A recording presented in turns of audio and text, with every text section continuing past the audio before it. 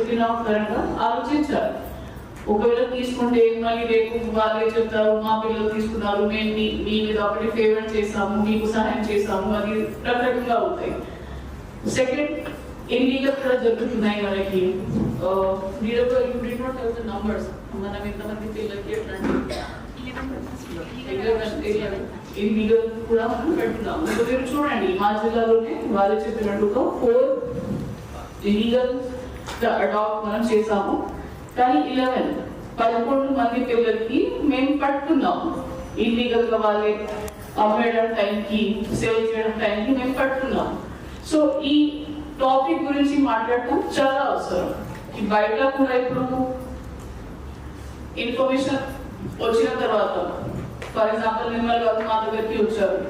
So మా office కింద ఉన్న స్థాయి వాళ్ళే, వేరే వాళ్ళే వాళ్ళ హాస్పిటల్కి వెళ్ళినప్పుడు, ఏదైనా IVF సెంటర్కి వెళ్ళినప్పుడు అక్కడ నుంచి కొంతమంది అప్రోచ్ అవుతారు.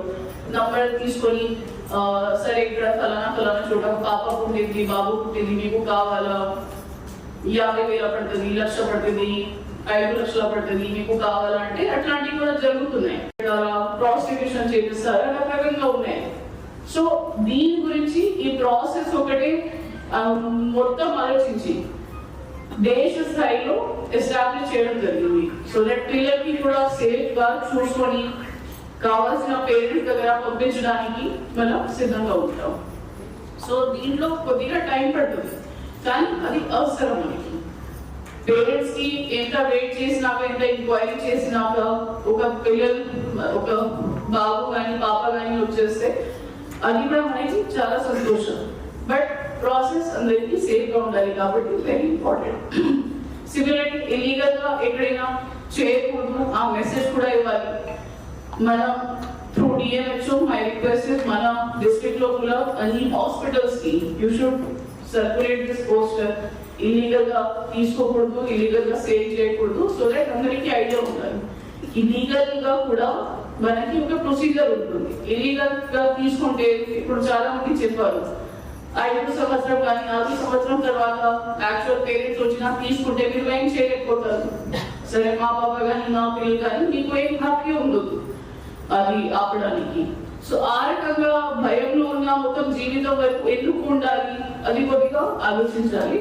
సో అడాప్షన్ అనేది చాలా ఇంపార్టెంట్ సబ్జెక్ట్. మరి సరెండర్ అయిన పిల్లల తరఫు నుంచి కానీ, ఆర్ఫన్ పిల్లల తరఫు నుంచి కానీ, సిమిలర్ గా చైల్డ్లెస్ పేరెంట్స్ తరఫు నుంచి కానీ ఏంటంటే SOP ఫర్ అడాప్షన్ ప్రాసెస్, దీని గురించి కూడా క్లారిటీగా మనము చెప్పాల్సిన అవసరం ఉంది. సో ఈ పర్పస్ ఎందుకు చేస్తున్నాము, ట్రాన్స్పరెన్సీ, లీగల్గా అనేది మెయిన్గా పబ్లిసిటీలో బాగుంది. ముఖ్యంగా ఏంటంటే హాస్పిటల్స్లో, నర్సింగ్ హోమ్స్లో కూడా అడాప్షన్ జరుగుతుంది. దాన్ని మనం ఇల్లీగల్గానే మనం చూడాలి.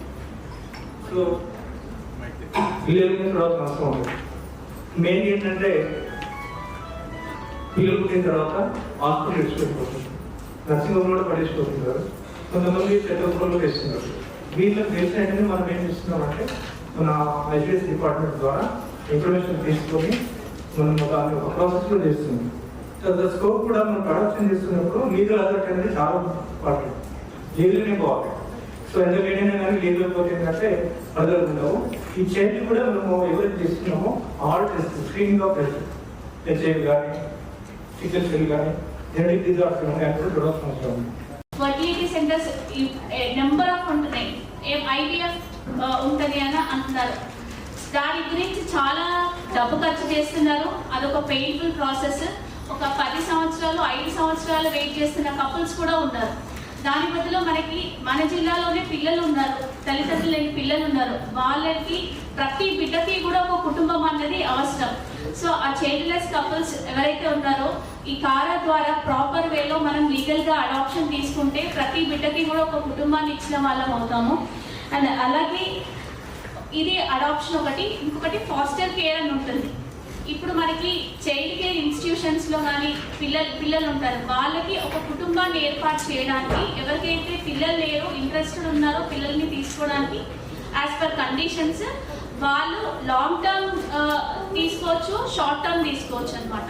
సో ఈ విధంగా కొన్ని రోజుల పాటు, కొన్ని సంవత్సరాల పాటు ఆ బిడ్డకి ప్రాపర్గా మనము ఒక హోమ్ని ఇవ్వడం జరుగుతుంది, ఒక ఫ్యామిలీని ఇవ్వడం జరుగుతుంది.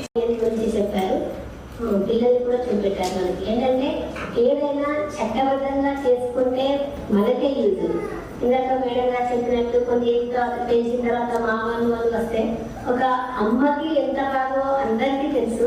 అలాంటి బాధలు ఉండకూడదు అనేటువంటి ప్రభుత్వం చట్టబద్ధం చేసింది దత్తత అనేటువంటిది. దాన్ని మనందరం కూడా పాటించాలి. పాటించడమే కాకుండా ఇక్కడ మనం ఏదైతే తెలుసుకున్నామో ఈ విషయాలన్నీ కూడా మనం వేరే వాళ్ళకి షేర్ చేస్తే ఏమవుతుందంటే ఇది అందరికీ వెళ్ళిపోతుంది. ఈ న్యూస్ అనేటువంటిది మనం ఇక్కడ నేర్చుకున్నది అందరికీ చేస్తేనే మనము ఏమి సాధించామనేటువంటిది తెలుస్తుంది. అప్పుడు వాళ్ళు కూడా వేరే వాళ్ళకి చెప్పడం వల్ల ఇది మొత్తం చట్టబద్ధంగా ఎందుకు చేయాలి, దీనివల్ల ఏంటి అనేటువంటిది మనం నేర్చుకొని ఇతరులకు చెప్పడం వల్ల అలాంటి ఆక్రమణ అనేటువంటిది మనకు జరగకుండా ఉంటుంది. మనం ఏదైనా లీగల్ గా చేస్తే మన ఇల్లైనా కూడా లీగల్ గా తీసుకుంటేనే మనకు సేఫ్టీ. అలాగే మనము ప్రాణంగా తెచ్చుకునేటువంటి ఒక చిన్న బాబు లీగల్ గా తీసుకోవడం వల్ల మనం సేఫ్టీగా ఉంటామని అందరూ చెప్పారు. తర్వాత ఇందులో ఒకటే చెప్పదలుచుకున్నాను, ఓన్లీ పేరెంట్స్ మాత్రమే తీసుకోవడం అవసరం లేదండి. విడోస్ తీసుకోవచ్చు, సింగిల్ పేరెంట్ తీసుకోవచ్చు. కానీ సింగిల్ పేరెంట్ లో అమ్మ ఎవరినైనా తీసుకోవచ్చు, కానీ నాన్న మాత్రము అబ్బాయిని మాత్రమే తీసుకోవాలనేటువంటి కొన్ని చట్టాలు ఉన్నాయి. అలా ఎవరైనా పెళ్లి చేసుకొని అవివాహితులు కూడా చిల్డ్రన్ని పెంచుకోవచ్చు. అంటే వాళ్ళు కూడా చట్టంలో ఏమేమి ఎలా ఉండాలి, వాళ్ళ శాలరీ చూస్తారు, అన్ని ప్రతి ఒక్కటి మనకి వెరిఫికేషన్ చేసి మనము ఎవరినైతే పెంచగలుగుతాము అనేటువంటిది చూసి మనకి ఇస్తారు. కాకపోతే ఇది కొంచెం ప్రాసెస్ అవుతుంది అని అందరూ అనుకుంటారు, కానీ ప్రాసెస్ అయినా కూడా మనం సేఫ్టీగా ఉన్నప్పుడు ఎంత లేట్ అయినా కూడా ఎన్ని రోజులైనా కూడా మనం వెయిట్ చేయవచ్చు. మొత్తం 4000 అమ్మాయిలు దాంట్లో మన గ్రూపులుగా ఉన్నారు. ఆ కార్యక్రమంలో భాగంగానే ఈ రోజు మనం కెరీర్ గైడెన్స్ కూడా ఒక 200 మంది పిల్లలకు గ్రంథాలయ సంస్థలో చేయడం జరిగింది. వాళ్ళకు ముఖ్యంగా ఈ సమ్మర్లో సమ్మర్ క్యాంప్స్ పెట్టమని చెప్పేసి ఆదేశాలు జారీ చేయడం జరిగింది. మనకి రేపటి నుంచి 2nd నుంచి మనకి 10th జూన్ వరకు ఈ క్యాంప్ పెట్టడం జరుగుతుంది. ఈ క్యాంప్ ముఖ్య ఉద్దేశం ఏంటంటే పిల్లలకు ఎడ్యుకేషన్ కంటిన్యూ చేయడం, అంటే 10th ఆపేయడం, ఇంటర్మీడియట్ ఆపేయడం అది లేకుండా వాళ్ళకి తర్వాత ఫర్దర్గా చదువుకునేటట్టు మనం ప్రోత్సహించాము. అట్లాగే వాళ్ళ హెల్త్ కన్వర్జెన్స్, అంటే వాళ్ళకి ఆరోగ్య విషయాల్లో స్పష్టత ఉండేటట్టు మనం చేసుకోవడం, అట్లాగే లక్ష్య విషయాల్లో క్లారిటీ ఇవ్వడం. సాగు నుంచి చివరి మన దగ్గర లేదు, సంగారెడ్డిలో ఉంది కాబట్టి అక్కడే మీరు చేస్తున్నారు. So that is one issue we have. But nonetheless, మన దగ్గర 3 CCIs ఉన్నాయి. సో ఆ 3 CCIs లో ఉన్న పిల్లలకి వీఆర్ ట్రైన్ దట్ అందరికి మనం అడాప్షన్ కి రిజిస్టర్ చేసి ఈ సేవలో అప్లై చేసుకున్నాం ఫస్ట్. తర్వాత ఇక సార్ వాళ్ళు మమ్మల్ని ఫాలోఅప్ చేశారు. అప్పుడు విఠల్ సార్ ఉండే, అంజనేయ సార్ వాళ్ళు ఉండే. అప్పుడు ఇక ఇంటికి